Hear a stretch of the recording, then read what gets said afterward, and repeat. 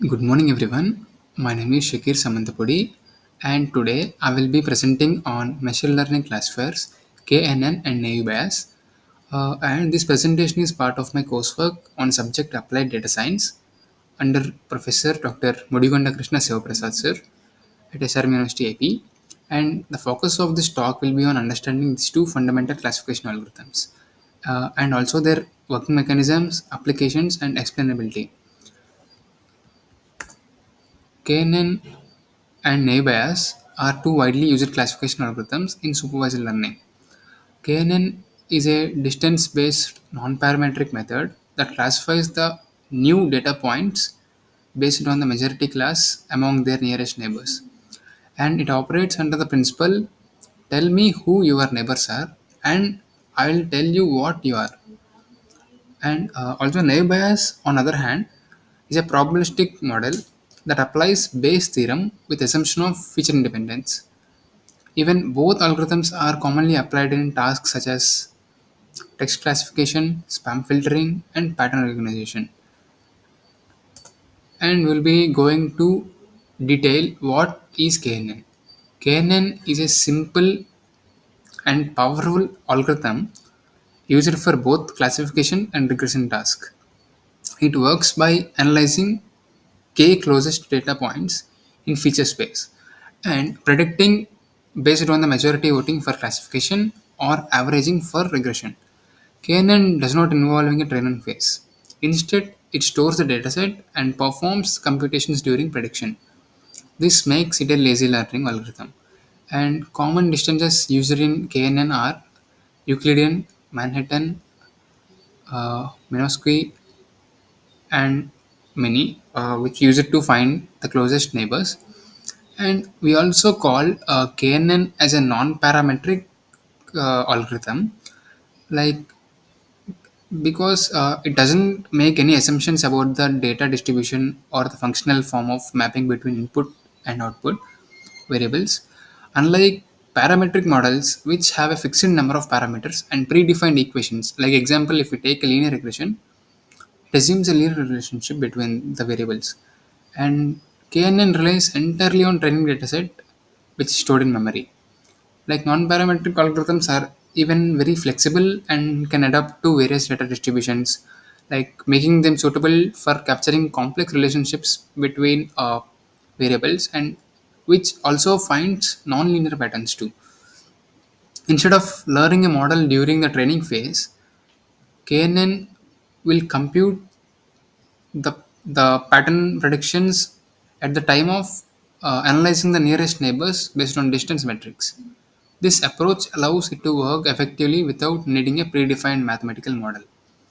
In summary, it is called as non-parametric and lazy learner algorithm because it doesn't assume any specific form of decision boundary or data distribution. And also, it is instance-based learning algorithm because it stores all training data and uses it to make predictions dynamically. And we will be going how KNN works.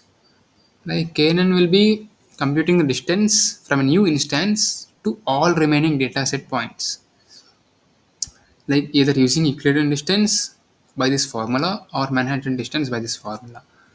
Like we will be discussing what are the variants of KNN. Like there are majorly divided as three variants. First one is basic, which uses simple majority voting from k nearest neighbors, and second one is weighted KNN, which assigns weights to the neighbors based on the distance. It will be the closer neighbor has more influence rather than the others.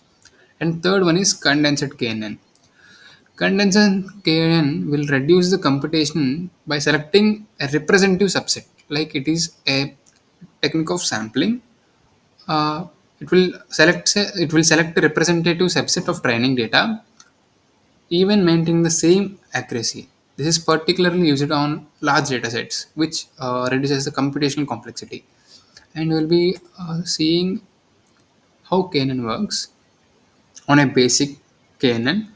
Initially, it will calculate a distance between the query point and all other points in the training dataset using a metric, Euclidean matrix, or Manhattan distance matrix, and it will select the k nearest neighbors by sorting all of the distance points in ascending order to pick the top k closest points, and then it performs a majority voting among the k nearest neighbors, and the class that appears most frequently is assigned to the query point.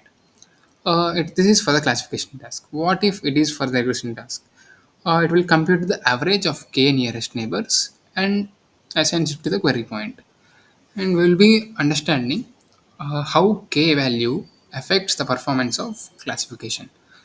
If the k value is very small, it will be overfitted, which learns noises on the training. It will be overfitted. It will not correctly, or it will not precisely classify the new instances. And what if k value is too large? It will be very fine on training datasets, but it is underfitted. It will be not easy to classify the new instances. So the naive method is to use elbow method. And next, we'll be considering a training data, which is car blend classification. Like the features are luxury, and luxury has values high, medium, and low. And speed. Speed is a feature which is having values high speed, medium speed, low speed. Next, price. Price is having high price, medium price, low price. You can see the table below, and we'll be testing on instance where luxury is equal to high, speed is equal to medium, price is equal to high. Like we'll be seeing the solving, like we'll be encoding these two numerical form.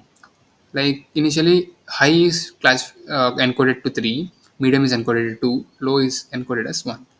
Like the test instance will be 3 to 3, 3 to 3. So we'll be computing the distances to each row, like first row, second row, third row, fourth row, fifth row, sixth row. So we are using distance of Euclidean distance formula, and the row 1 will be giving it as Mercedes. The row 3 will be giving it as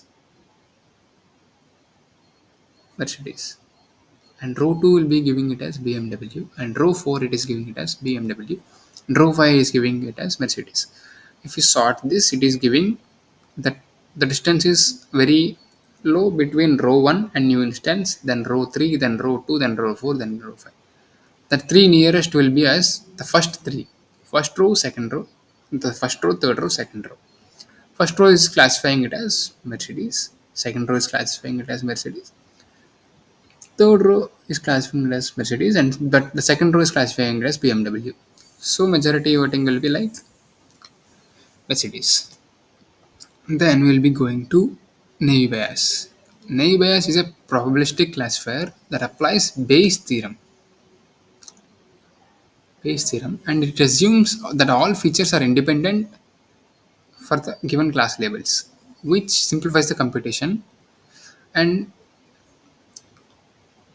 we'll be seeing the Bayes theorem, which is the principal thing which follows. Like they will be divided as four probabilities: posterior probability, likelihood probability, prior, and evidence. And this is the independence assumption which is made by Bayes. This assumes that features are independent for every given class, which reduces the computation complexity rather than for the KNN distance complexity. And we'll be seeing what are the types of naive Bayes. There are three main types of naive Bayes classifiers. First is multinomial naive Bayes. This is this assumes that features represent word counts or frequencies, and this is suitable for word counts or frequency based data, like best suited for spam detection, sentiment analysis, and text classification, downstream task of NLPs. And Bernoulli naive Bayes. Bernoulli naive Bayes assumes only two binary feature vectors, either S or no. Like it is used for binary text features or event occurrences. And the third is Gaussian naive Bayes. Assumes that continuous data follows a normal distribution. It is for medical measurement data and sensor data which emits continuous data. And we'll be solving the same example for naive Bayes. And we'll be calculating the probabilities of the brand belonging to the features luxury, speed, and price. And the new instance is given as luxury is equal to high, speed is equal to medium, price equal to high. We'll be comparing where the probability of luxury equal to high on this given brand Mercedes, and the probability of speed equal to speed equal to medium on given brand Mercedes, and the probability of price equal to high on given brand Mercedes. So these are called the likelihoods. Then the prior probabilities are called as what is the probability of each particular class. Here we are having two classes, Mercedes and BMW. What is the probability of getting Mercedes? Mercedes has a probability of 3, and BMW is having the probability of 3 by 6, so 0.5, 0.5, balanced classified. And we'll be testing on likelihoods for Mercedes and likelihoods for BMW. On likelihoods for Mercedes, we got the probability if the given brand is Mercedes and luxury is high, it says that with probability of 1, it belongs to Mercedes. And if the brand is Mercedes and the price is high, with probability 1, it is telling that belongs to Mercedes. And even the second probability, given the brand Mercedes and the speed is medium, so if the probability of 0.33, it is telling that it belongs to Mercedes.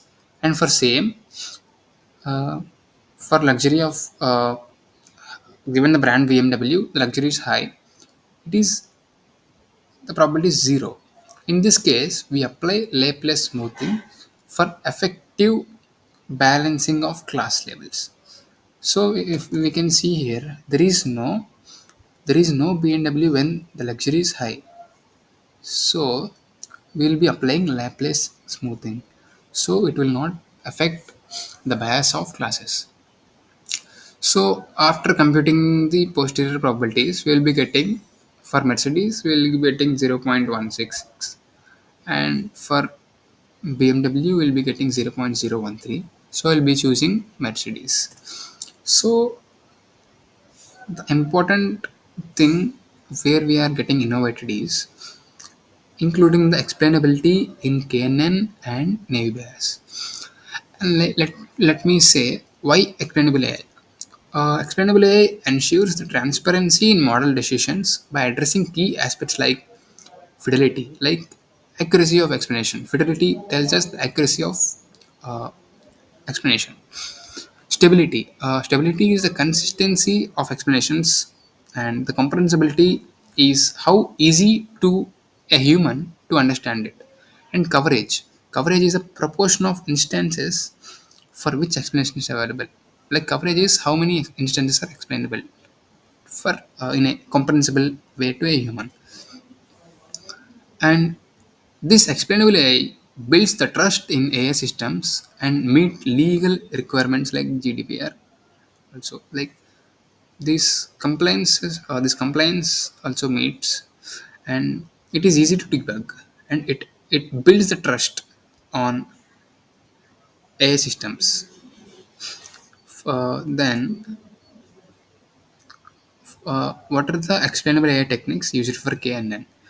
Like for KNN, we are using Lime and Sharp. Lime will perturbs the inputs locally to approximate decision boundaries, uh, and it highlights the key features near the decision boundary. Like it will be useful for understanding individual predictions. Like it is a locally interpretable model agnostic explanations, which will highlight the features near the decision boundaries. Like then SHAP. SHAP will be explaining which feature is most influenced in neighbor selection and classification. And we'll be seeing if we apply the same KNN on uh, line class explainer, it is giving that BMW when speed is equal to 2, like 0 is for low, 1 is for medium, 2 is for high. When speed is high, it is classifying the instance to BMW with a probability of 0.12. And when the luxury is low and price is equal to 0, so price is equal to 0 means price is low. So instead is predicting it as Mercedes. So when we compare this, Mercedes is having 0.67 prediction probability as compared to BMW having 0.33. And the same thing for naive Bayes is predicting it has Mercedes with the probability of 0.91, and the BMW is predicting that belongs to BMW with the probability of 0.09. So we can see naive Bayes is performing very better than KNN here. So let us see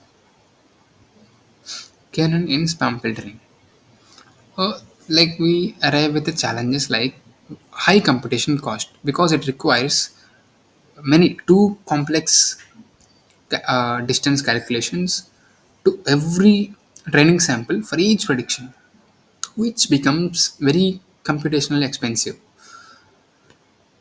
And it is sensitive to irrelevant features. Like many words in emails may not help in spam detection.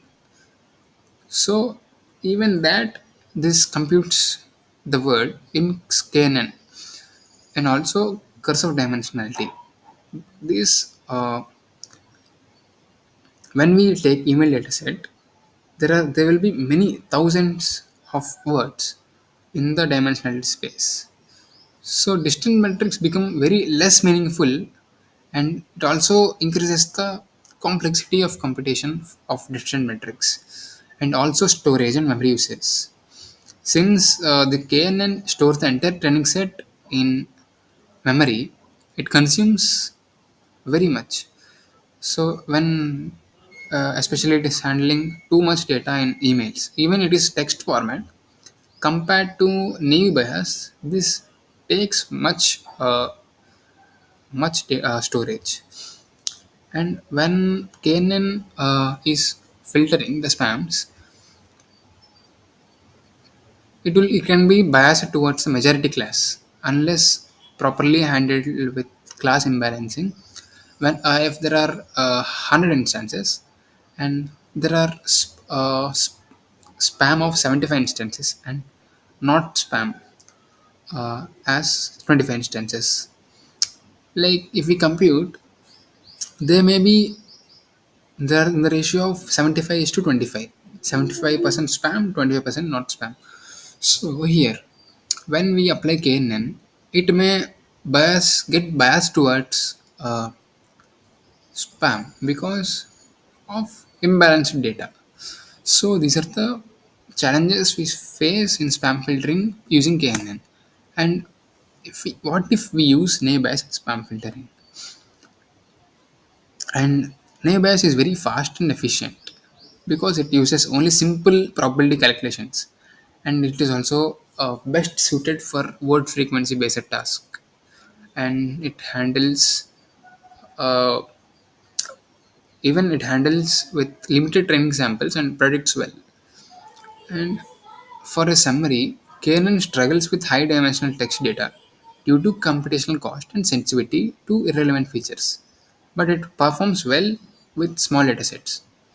But naive Bayes excels in spam filtering due to its efficiency with word frequencies, and it has the ability to handle irrelevant features effectively. And we'll be seeing the pros and cons of KNN. Like KNN is easy to implement, and it is a lazy learning and non-parametric algorithm which has no training phase and effective with small datasets.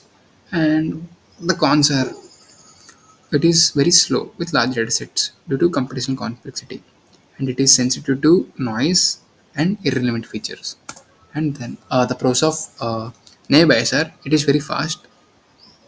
It is very fast and scalable, and it also assumes the feature independence, which is a which is a disadvantage of it, which it always assumes the feature independence of every feature, and it struggles with complex feature interactions like when the data is very complex, which is much correlated, it struggles. And the conclusion is the both algorithms have their unique strengths and suited for different scenarios. uh, like KNN works on small data set, and Navies will work on large data sets, and less computational complexity in Navies and more on KNN. And we can discuss many things on that. But using these explainable AI techniques, we can enhance the transparency and usability in real-time applications. So this is for the presentation, and these are the references I took. And thank you for giving me this opportunity. Thank you so much.